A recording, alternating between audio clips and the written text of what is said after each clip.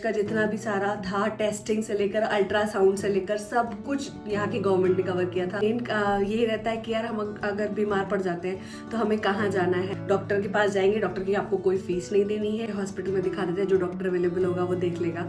यहाँ ये सिस्टम नहीं चल रही। फैमिली की जितनी भी हिस्ट्री है, मेडिकल हिस्ट्री है, वो सब फैमिली डॉक्टर के अंडर में आती है। नहीं मिलता है तो आप वॉक इन पे भी जाके दिखा सकते हैं। रेंटल से रिलेटेड वो ओहिप में कवर नहीं होता है। आप शुगर टेस्ट करा ले, चाहे आप विटामिन डी का टेस्ट करा ले, चाहे आप अपना थायराइड, प्रेगनेंसी से रिलेटेड जो भी कुछ रहता है वो भी सब गवर्नमेंट के थ्रू पूरा कवर होता है।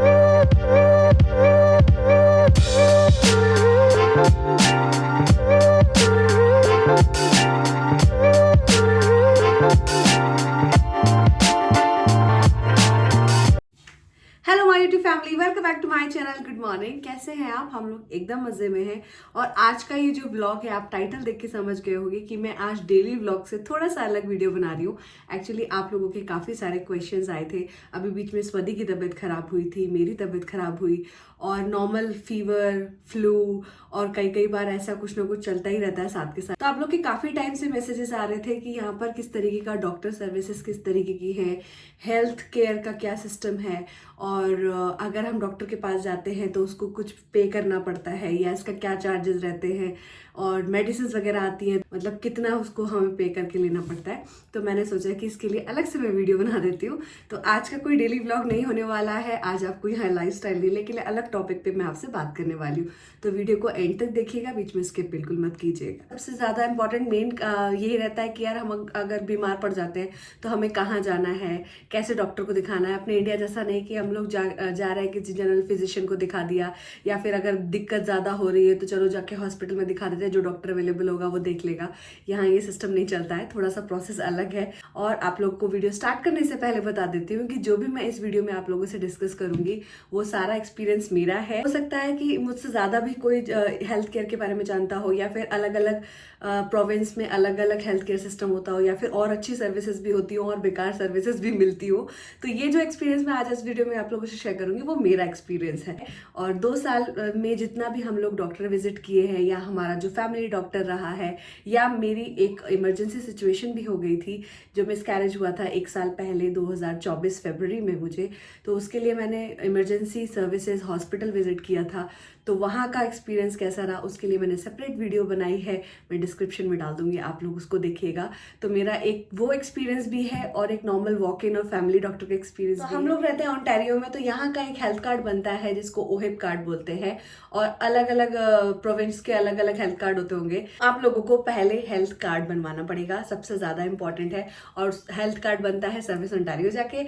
तो हम लोगों ने जब यहाँ पर आए थे तो ऑब्वियसली बात है, वर्क परमिट पर है मैं और मयंक, मतलब मेरे हस्बैंड। तो यहाँ पर हम लोग आते ही साथ में हम लोगों ने फिर अपना हेल्थ कार्ड इशू करने के लिए रिक्वेस्ट रेज कर दी थी। और हेल्थ कार्ड कहाँ से बनता है, कैसे बनता है, और अभी हम लोगों ने रिन्यू भी कराया, क्योंकि वो 1.5-2 साल के बीच में उसका टाइमलाइन था, वो एक्सपायर होने वाला था। तो हम लोगों ने रिन्यू भी करवाया अपना हेल्थ कार्ड। तो वो होता है सर्विस ओंटारियो में जाके, और उसके बारे में डिटेल के लिए अलग से वीडियो मैंने बना रखी है। और हेल्थ कार्ड बन जाने के बाद में अगर आपको यहाँ पर आप एक फैमिली डॉक्टर के लिए रजिस्टर करना पड़ता है, जिसमें कि आपकी पूरी फैमिली की जितनी भी हिस्ट्री है, मेडिकल हिस्ट्री है, वो सब फैमिली डॉक्टर के अंडर में आती है। तो आप लोग उसके एक, मतलब जैसे ही आप आते हैं कनाडा, या फिर आपको चाहिए कि आप डॉक्टर के साथ अटैच रहें, कभी भी कुछ ऐसा सिचुएशन आए, उनके पास आपकी पूरी हिस्ट्री रहे, तो आप एक फैमिली डॉक्टर के अंडर अपने आप को रजिस्टर कर लीजिए। तो एक फैमिली डॉक्टर यहाँ सभी का होता है। और एक फैमिली डॉक्टर का मतलब ये नहीं कि पर्टिकुलर सबका अलग अलग होगा। जैसे मेरा, मेरे हस्बैंड का और मेरी बच्ची का एक फैमिली डॉक्टर है, हम लोगों ने असाइन कर लिया था। तो अभी कुछ भी ऐसा लगता है, हम लोग को कुछ भी टेस्ट वगैरह कराने होते हैं, या फिर कोई दिक्कत होती है, तो हम लोग अपॉइंटमेंट बुक करते हैं अपने फैमिली डॉक्टर का, और उसके पास जाकर दिखा देते हैं। क्योंकि डॉक्टर जब तक प्रिस्क्राइब नहीं करेगा सारे ब्लड रिपोर्ट्स और इसके टेस्ट सैंपल्स लेकर कलेक्ट करने के लिए, तब तक काम बनेगा नहीं। तो हम लोग फैमिली डॉक्टर के पास गए थे, तो उन्होंने कुछ टेस्ट बताए थे। जनरली ऐसे ही अपना विटामिन का टेस्ट हो गया, हीमोग्लोबिन चेक करने के लिए, थायराइड, शुगर एंड ऑल, ये विटामिन B12 वगैरह क्या सब रहता है। तो ये पूरा बेसिक जो टेस्ट थे वो सब के लिए हम लोग गए थे डॉक्टर के पास कि एक बार रेगुलर चेकअप करा लेते हैं, साल में हम लोग जाते हैं एक बार कराने के लिए। तो उसकी रिपोर्ट्स वगैरह आ गई थी, और मयंक का सब कुछ ठीक आया है, कोलेस्ट्रॉल भी ठीक आया है, और विटामिन डी थोड़ा कम है, उसकी टैबलेट्स लेने के लिए बोला है। और बाकी B12 कम आया है, वो जनरली हमेशा ऐसा होता ही है हम लोग का। तो वो सब के लिए टैबलेट अलग से दिए हैं डॉक्टर ने, वो भी बाद में जब रिपोर्ट उनके पास पहुंचती है डॉक्टर के पास, तब वो लोग बताते हैं। कोई नॉर्मल चीज़ है तो ऑब्वियसली बात है वो सारी डिटेल्स वगैरह देख के और आपको चेक करके दवाइयाँ लिख देगा। लेकिन अगर आपको किसी स्पेशलिस्ट के पास जाना है, जैसे कि आपको लग रहा है कि आपको एलर्जी हो रही है, स्किन से रिलेटेड कोई इशू आ रहा है, या बच्चे को कोई दिक्कत आ रही है, तो पीडियाट्रिशियन को रेफर करना है, तो ये फैमिली डॉक्टर आपको रेफर कर देता है। तो उसके बाद आप लोग उसे एज अ प्रायोरिटी समझ सकते हैं, तो वो डायरेक्ट आपको अपॉइंटमेंट मिल जाएगा। आपको स्ट्रेट नहीं जाना पड़ेगा, आपको फैमिली डॉक्टर के थ्रू ही जाना पड़ेगा। यहाँ पर दो तरीके से आप डॉक्टर को दिखा सकते हैं। एक तो मैंने बताया फैमिली डॉक्टर, लेकिन बहुत से लोग फैमिली डॉक्टर को रजिस्टर नहीं करा पाते हैं और काफ़ी वेटिंग भी होती है। कई बार नहीं समझ आता कि नियर बाय होना चाहिए डॉक्टर, या फिर अपना जैसे कोई सोचता है कि थोड़ा सा अपनी तरफ का कोई डॉक्टर मिल जाए तो उससे अपने तरीके से बीमारियां बताने में या थोड़ा एक्सप्रेस करने में अच्छा रहेगा, तो उसके लिए थोड़ी ज़्यादा वेटिंग होती है। बहुत अलग अलग लोकेशंस के हिसाब से होते हैं। वैसे जितना भी रीजन एरिया है उसके हिसाब से आपको अपॉइंट हो सकता है। तो एक हो गया फैमिली डॉक्टर आपको अपॉइंट करना है, लेकिन बहुत लोगों के पास फैमिली डॉक्टर अगर नहीं मिलता है तो आप वॉक इन पे भी जाके दिखा सकते हैं। वो ऐसा है कि जैसे हम लोग गए डॉक्टर के पास, आपको अपॉइंटमेंट मिलेगा और अपॉइंटमेंट मिलने के बाद में आप डॉक्टर को दिखा देंगे, डॉक्टर आपको फिर तुरंत दवाई लिख के दे देगा। और उसके बाद में आपको जो इमीडिएट मतलब इंस्टेंट आपको अगर कुछ ऐसा फीवर आ रहा है या फिर बहुत ज़्यादा दिक्कत हो रही है, आप सोच रहे हो कि यार इमरजेंसी में कहाँ जाए, छोटे सा बुखार अगर आ रहा है 102 101 बुखार, जैसे स्वदी को भी बहुत ज़्यादा हुआ था बीच में, 2-3 बार उसे रूबेला वायरस हो गया था, एक बार उसको इन्फेक्शन हो गया था पेट में। तो हम लोग जाके डायरेक्ट वॉक इन में ही जाकर दिखा लिया था, क्योंकि फैमिली डॉक्टर हम लोग के घर से भी बहुत दूर है। तो हम लोग नीचे ही गए थे वॉक इन पे और दिखा कर आ गए थे। तो ये इमरजेंसी के लिए एक तरीके से की सिचुएशन बेस्ट होती है कि आप वॉक इन पे भी जाके दिखा सकते हो, बट वहाँ पे स्लॉट अवेलेबल होना चाहिए, अपॉइंटमेंट मिल जाता है तो आप तुरंत सेम डे 1-2 घंटे के अंदर दिखा सकते हो।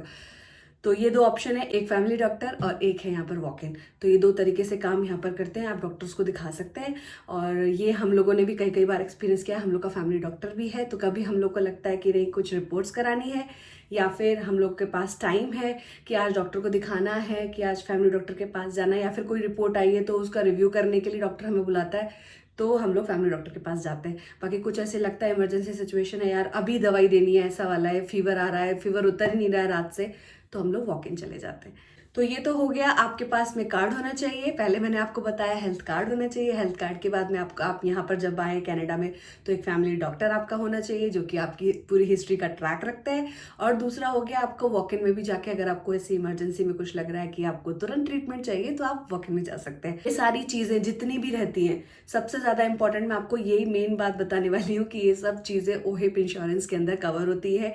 और इसके अंदर क्या क्या नहीं कवर होता है जो इंश्योरेंस के अंदर है, जैसे दांत का कुछ दिखाना है, डेंटल का कुछ प्रॉब्लम आ रहा है, या रूट कैनाल करना है, विजडम टीथ का प्रॉब्लम है, क्लीनिंग करानी है, कुछ भी ऐसा डेंटल से रिलेटेड, वो ओहिप में कवर नहीं होता है इंश्योरेंस में। उसके लिए आपको प्राइवेट इंश्योरेंस आपकी कंपनी दे, या एम्प्लॉयर इंश्योरेंस जो रहता है उससे आप करा सकते हैं। एंड देन उसके बाद में आता है आपका विजन। अगर आपकी आंख में कुछ दिक्कत आ रही है, या फिर आपको आई टेस्ट कराना है, चश्मा लगवाना है, नंबर बढ़ गया है, ये भी कवर नहीं होता है उसके अंदर, तो इसके आपको अलग से चार्जेस देने होते हैं। प्राइवेट इंश्योरेंस आप दे सकते हैं, उससे आपका कवर हो जाएगा। और जनरली ऐसा होता है कि यहाँ पर प्राइवेट इंश्योरेंस कवर कर ही देते हैं, 80 to 90% हो ही जाता है कवर। बाकी एक्स्ट्रा जो लगता है वो अपनी जेब से देना पड़ता है, बाकी और कुछ एक्स्ट्रा खर्चा नहीं है। और बाकी अगर आपको फिजियोथेरेपी लेनी है, ऐसे बहुत सारी अलग अलग कैटेगरीज हैं जहाँ पर इंश्योरेंस कवर नहीं होता है। और रही बात दवाइयों की, तो दवाइयों में बहुत सारी दवाइयाँ हैं जो कि आपका जो हेल्थ कार्ड है कनाडा के गवर्नमेंट ने जो दिया है उसमें कवर होता है। तो कुछ दवाइयों का मैं बता रही हूँ आपको। जैसे डॉक्टर विजिट तो सारी फ्री रहती है, डॉक्टर के पास जाएंगे, डॉक्टर की आपको कोई फीस नहीं देनी है, ना ही आपको कोई एक जो आप टेस्ट वगैरह कराएंगे उसकी फीस देनी है।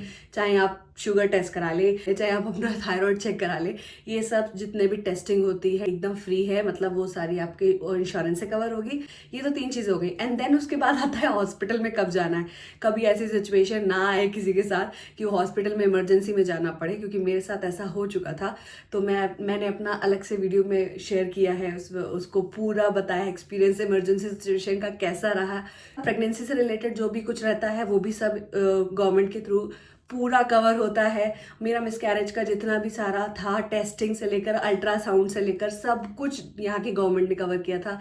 उसके बाद दवाइयाँ जो थी, जो वहाँ पर मेरे को आईवी लगी हुई थी, उन सब का कुछ एक्स्ट्रा डिस्चार्ज के टाइम पे जैसे होता है ना कि कुछ एक्स्ट्रा बिल वगैरह तो नहीं पे करना, कुछ भी पे नहीं किया था, ये सब मेरा ओहिप्स के अंदर कवर था। और उसके साथ साथ मैं आपको बता देती हूँ, दवाइयों में कभी कभार जैसे आप फार्मेसी पे जाएंगे तो कुछ कुछ दवाइयाँ हैं जो बिल्कुल एकदम फ्री हैं, कुछ कुछ का एक साथ 10% 20% देना पड़ जाता है। और एक और चीज़ बता देती हूँ, जैसे आपको कभी लगता है कि बहुत ज़्यादा इमरजेंसी सिचुएशन है, किसी का मतलब जैसे हाथ वाथ कट गया है, बहुत ही ज़्यादा इमरजेंसी सिचुएशन है, आपको हॉस्पिटल में ही जाना है, तो वहाँ का इमरजेंसी सेक्शन एक अलग है जहाँ पर आप जाके दिखा सकते हैं।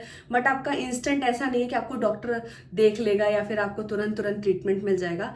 वहाँ पर भी वो एक्चुअली देखते हैं कि किसका लाइफ थ्रेटनिंग सिचुएशन है, किसके लिए ऐसा है कि बिल्कुल जीने मरने वाली कंडीशन हो रखी है, तो उनको पहले ट्रीट किया जाता है और उसके बाद में आपको ट्रीट किया जाएगा। और मे बी छोटे मोटा अगर आपको थोड़ा पेन किलर वगैरह दे दिया या कुछ इस तरीके का करके थोड़ी देर आपको बैठने के लिए बोला जाएगा, वेटिंग वहाँ रहती ही रहती है।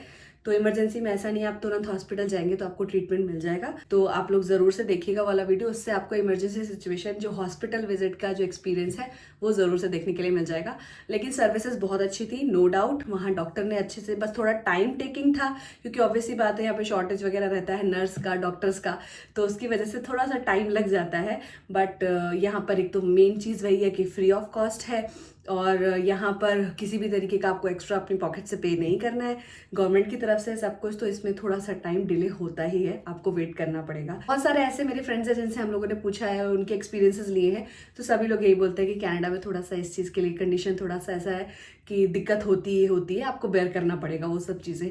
तो ये तो मेरे साथ की सिचुएशन है। आप मुझे बताइए कि आप लोग को ये वीडियो कैसा लगा। इससे रिलेटेड मैंने आपको जो भी इन्फॉर्मेशन है वो दे दी है। बेसिकली मैंने ज़्यादा लंबा वीडियो नहीं बनाया है, तो जो मेन पॉइंट्स थे वो मैंने इस वीडियो में डिस्कस कर दिए। और अगर आपके कुछ और क्वेश्चंस हैं तो प्लीज़ मुझे कमेंट कर सकते हैं। मैं आपको जहाँ तक जितना मुझे पता होगा या जितना मैं अपने एक्सपीरियंस के थ्रू आपको हेल्प कर पाऊंगी वो ज़रूर से करूँगी।